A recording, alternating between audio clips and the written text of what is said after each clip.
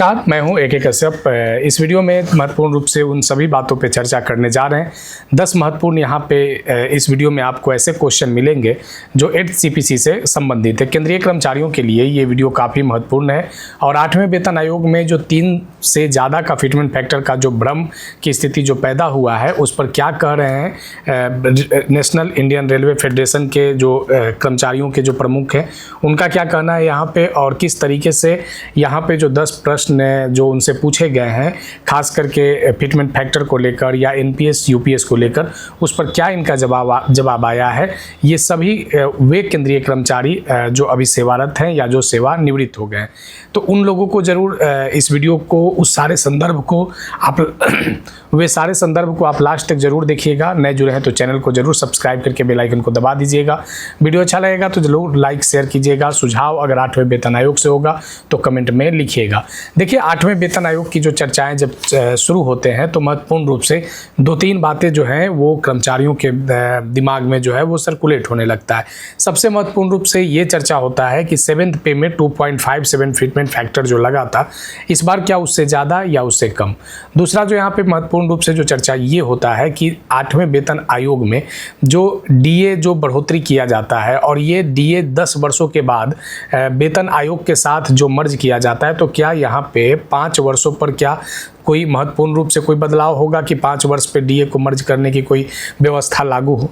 यहाँ पे तीसरा बड़ा महत्वपूर्ण ये बात है कि फैमिली यूनिट को कैसे बढ़ाकर 5 किया जाए, और जब तक फैमिली यूनिट 5 नहीं बढ़ पाएगा तब तक यहाँ पे एक बेहतर सैलरी का आशा रखना एक बहुत बड़ा गलतफहमी हो सकता है।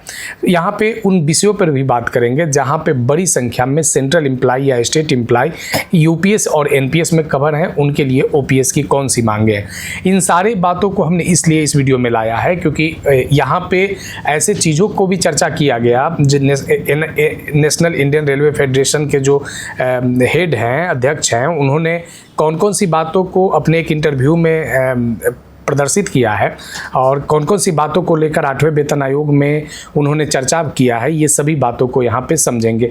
तो सबसे पहले यहाँ पे देखिए कि 8वें वेतन आयोग में 1.9 से ज़्यादा नहीं मिलेगा फिटमेंट फैक्टर और 50% DA OPS पर NFIR के खड़ी NPS और UPS को बता दिया छलावा।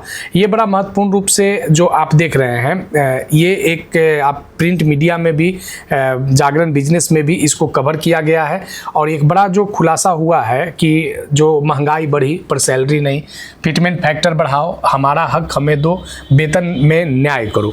ये जो महत्वपूर्ण रूप से जो बातें केंद्रीय कर्मचारियों के समक्ष जो चल रहा है, इसको कितना इससे बल मिलता है जरा यहाँ पे समझेंगे। देखिए, 8वें वेतन आयोग में जब अपडेट को लेकर आता है तो national federation of Indian railway man के कार्यकारी अध्यक्ष BC शर्मा है और ये 8वें वेतन आयोग पर सरकारी कर्मचारी की जो उम्मीदें हैं फिटमेंट फैक्टर को लेकर, पुरानी पेंशन योजना को लेकर, इस पर इन्होंने खुलकर बातें किया है। इन्होंने 3.83 के फिटमेंट फैक्टर को यहाँ पे दोहराया है कि 3.83 का फिटमेंट फैक्टर मिलना चाहिए, लेकिन इन्होंने एक बात यहाँ पे ये भी मेंशन कर दिया कि सरकार से हम इसलिए ज़्यादा मांग कर रहे हैं क्योंकि जैसे घर में अगर बच्चा 100 रुपये की मांग करता है तो ऐसा नहीं होता है कि उसे 1 भी रुपया नहीं दिया जाता है, बशर्ते कि उसे 100 के जगह 50 तो दिया जाता है। ये इन्होंने इस बात का भी यहाँ पे चर्चा किया, यानी जो 3.83 का जो फिटमेंट फैक्टर देख रहे हैं, हो सकता है कि सरकार इसको न दे लेकिन कुछ एक ऐसा व्यवस्था लागू कर दे जो पिछले बार के व्यवस्था से अच्छा हो। देखिए, यहाँ पे जो महत्वपूर्ण रूप से इन्होंने कुछ बातों पर जो चर्चा किया कि देश के आज़ादी के समय लगभग केंद्रीय कर्मचारियों की जो सैलरी 55 रुपये के आसपास में रहे थे और ये 75 वर्षों में न्यूनतम सैलरी जो है वो सबसे बढ़कर 18,000 रुपया हुआ। 8वें वेतन आयोग में इस न्यूनतम सैलरी को 69,000 करने की बात चल रहे हैं। अब ये 69,000 वाला जब आता है तो ये थोड़ा सा असमंजस में कर देता है कि सच में इतना विगत आप देखेंगे कि 10 सालों के DA बढ़ोतरी को अगर आप देखेंगे तो इतना कम DA बढ़ोतरी, क्या सरकार इतना कर्मचारियों पर खुश हो जाएगा? क्या सरकार के पास इतना फंड जो है वो कर्मचारियों के वेतन और पेंशन पे देगा कि DA कम मिले लेकिन जब फिटमेंट फैक्टर लगे तो एकदम बिल्कुल छप्पर फाड़ के दे दिया जाए? लेकिन ऐसा संभवतः होता हुआ नहीं, भविष्य में भी ऐसा नहीं हो सकता है कि 3.83 का फिटमेंट फैक्टर लगेगा, लेकिन इसको कैसे फोर्सली यहाँ पे हम इस विषय पर चर्चा कर रहे हैं कि फिटमेंट फैक्टर में 3.83 अगर होता भी है या इसके नज़दीक 3 के आसपास में भी नज़दीक जाता है तो ये कैसे जा सकता है और इस पर क्या फैमिली यूनिट का क्या प्रभाव रहेगा। सबसे पहले ये यहाँ पे जो एक चर्चा में इन्होंने 10 सवालों के बाद जो 10 सवाल से संबंधित जो बड़ा महत्वपूर्ण है कर्मचारियों के लिए, यहाँ पे इन्होंने इन सारे बातों का आंसर जो है वो दिया है। सबसे पहले यहाँ पे ये जो क्वेश्चन नंबर 1 आया है कि 8वें वेतन आयोग से सरकारी कर्मचारियों की क्या उम्मीदें हैं और ख़ास तौर पर रेलवे के संदर्भ में क्या विचार है। तो इन्होंने इस बात का चर्चा किया कि जो 6ठा वेतन हो या 7वां वेतन आयोग हो या आने वाला 8वां वेतन आयोग हो, इन्होंने जो नेशनल इंडियन रेलवे जो रिलेटेड जो NIRF के जो कार्यकारी अध्यक्ष हैं, उन्होंने इस बात का चर्चा यहाँ पे किया कि हम 6ठा 7वां और 8वें वेतन आयोग में हमारी पूरी भागीदारी है। पे कमीशन असल में बाजार के हालात और महंगाई को देखकर बिठाया जाता है जिससे एक कर्मचारी अपने परिवार को आसानी से पाल सके। इन्होंने इस बात पे चर्चा किया कि 10 साल का इंतज़ार क्यों, जब महंगाई हर साल बढ़ती है, साल में 2 बार DA मिलता है, तो वेतन की समीक्षा 5 साल पे या हर साल क्यों नहीं हो सकती है। जैसे देश में महंगाई बढ़े उसी के हिसाब से लिविंग वेज यानी जीने योग्य वेतन भी बढ़ने चाहिए। ये बड़ा महत्वपूर्ण रूप से इन्होंने इस बात को चर्चा में शामिल किया है, जिसका डिमांड जो है सो कई कर्मचारी यूनियनों के द्वारा भी पहले किया गया है। दूसरा यहाँ पे इन्होंने महत्वपूर्ण रूप से फिटमेंट फैक्टर पे जब इन्होंने इनसे जब प्रश्न किया गया कि 3.83 का फिटमेंट फैक्टर को जो मांग रखा गया है, तो इससे जो अभी न्यूनतम बेसिक सैलरी 18,000 है, ये तो बढ़कर 69,000 हो जाएगा। तो इसका क्या पॉजिटिव कुछ फीडबैक मिला है, तो यहाँ पे इन्होंने चर्चा किया कि पे कमीशन का काम सभी पक्षों को सुनकर फैसला लेना है। ये 3.83 का आंकड़ा हमने हवा में नहीं उछाला है, इसके पीछे एक पुख्ता फार्मूला है।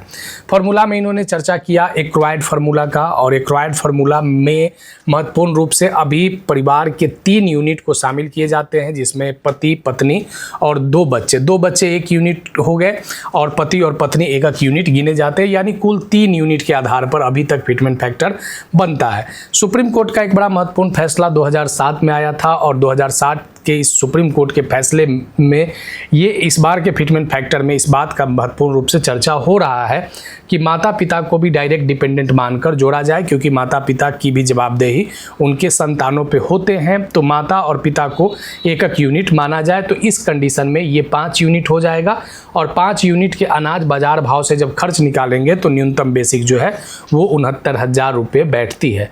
यहाँ पे कहा गया कि हमारी आयोग की मेंबर सेक्रेटरी पंकज जैन जी से भी मुलाकात हुई थी। हम उन्हें समझाए हैं कि रेलवे में engineering, gateman, trackman, technician, painter जैसी ढेरों ऐसी कैटेगरी है जो हम जिसको इस तरीके के फिटमेंट फैक्टर की आवश्यकता है।